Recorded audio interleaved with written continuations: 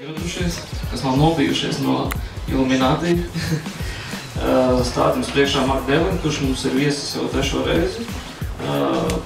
Un stāstīšu par netradicionālu telpu. Pirms tā mēs runājam par dažādām lietām, tur radio dīdžeju un tādu. Šobrīd Marks ir arī pieķēries mūzikas industrijai no citu rakursu. Tad došu vārdu, so I'll give you the word. Warm welcome for Mark Devlin. Applause. As usual, I've got no idea what you just said, but I'm sure it was respectful anyway. Hi everyone, thanks for coming down here today. Appreciate you turning out. Hopefully it's going to be an interesting experience. It's actually the first presentation of this kind that I've done, so it's a new experience for me as well. I'm going to be talking all about the manipulations of the Illuminati music industry. So definitely interesting stuff, subject matter you don't normally hear talked about. So we'll see where it takes us. I've actually spoken here at the Institute, I think 3 times before, on a couple of occasions talking about my book, Tales from the Flip Side, and on another occasion I was talking about the music magazine that I run online called Black Sheep Mag, but today is slightly different. And one thing that I want to make clear at the outset is I'm well aware that all of you have aspirations to get involved in the music business as DJs, as producers, or in some other capacity. So what I'm talking about today is in no way intended to put you off from pursuing what you want to do. It's not intended to detract from you trying to get involved in the industry.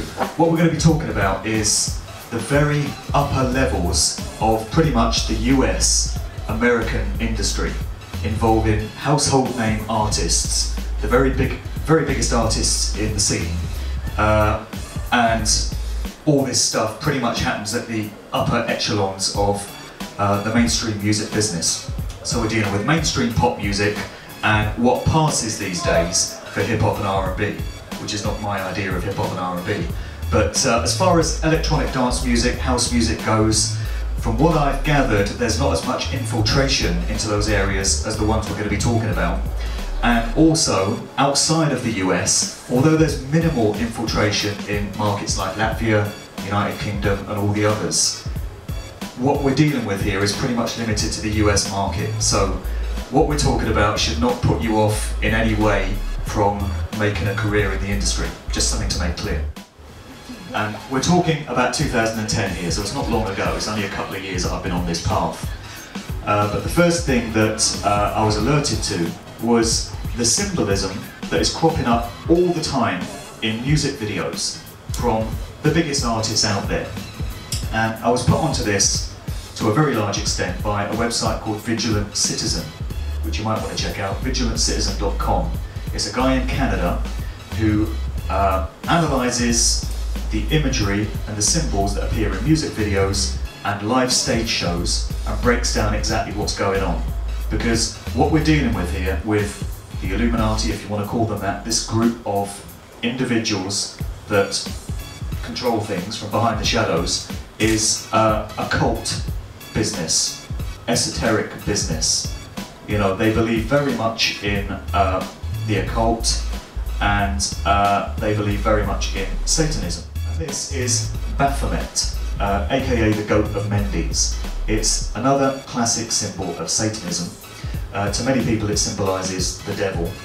But when I talk about Satanism, I'm not coming at it from any kind of religious angle here. Okay, it's not Christianity or anything else. Most people's perception of Satan is that it's the devil, it's this demonic entity. But as far as the Illuminati and their belief system goes, Satanism is all about the veneration of the planet Saturn. And it's from Saturn that you get the name Satan. This is the video for Power, this track Power. Anyone seen the video? It's one continuous image, basically. The video starts with a close-up of the image, and throughout the 3 minutes or so, the camera very slowly pans out and you get to see more and more of the image. And this is some disturbing business. You know, there's all kinds of ways that you can interpret the symbols that are in it, but Do you remember seeing this sort of thing in videos before 5 years ago? I don't. I remember seeing artists having fun, you know, in the club, doing something appropriate to the music. This kind of imagery bears no relation to the song and is actually quite dark and disturbing. It ends with these two characters bringing down their swords and Kanye's about to be beheaded, and at that point the video ends. So this is some dark stuff. We're talking mind-controlled artists. Something which I became aware of was a program of trauma-based mind control which goes by the name of MK Ultra, and it's also known as monarch programming.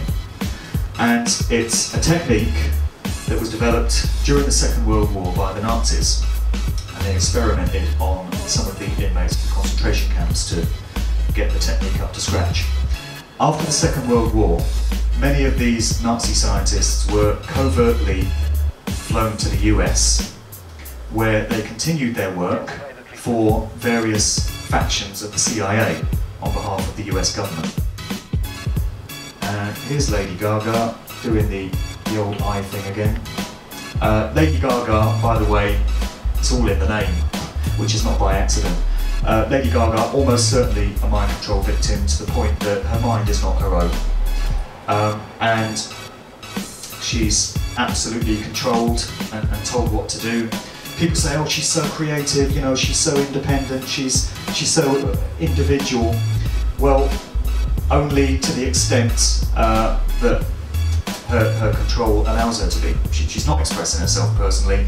What the industry doesn't want is maverick, independent artists going out there and expressing themselves in their own way. They want artists that do what they're told and that follow orders, which is why so many of them now are mind controlled. And here we have the classic textbook example of an MK Ultra mind controlled artist. You don't get a better example than Nicki Minaj. Pink hair. Another classic symbol of mind control is dolls, mannequins, and particularly dolls with mutilated limbs.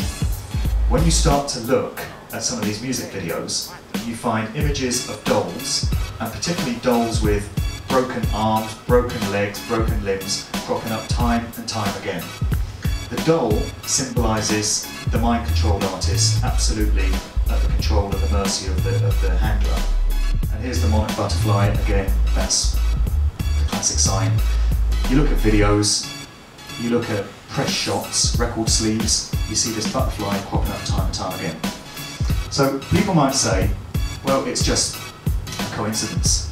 It's just a way to look cool, you know, it's just an image, it means nothing. Well, if that's the case, why are these same images cropping up time and time again in videos and everywhere else? It's the same with the covering of one eye. In defence, a lot of people say, well, it's just a way to look cool, you know, it's a cool press shot, it's fashionable. It may well be, but everyone's doing it, as we saw from that picture before. When everyone's doing it, it's no longer just one of those things. It goes beyond the realms of coincidence, and you have to ask yourself what's going on. And you have to be prepared to, you know, go to some different areas to get the answer. So this is Sasha Fierce, Beyonce's alter ego, that she says takes her over when she's on stage. Here's Madonna. It becomes clear that one of the artists that's been in the game and under the absolute control of the industry for a very long time is Madonna.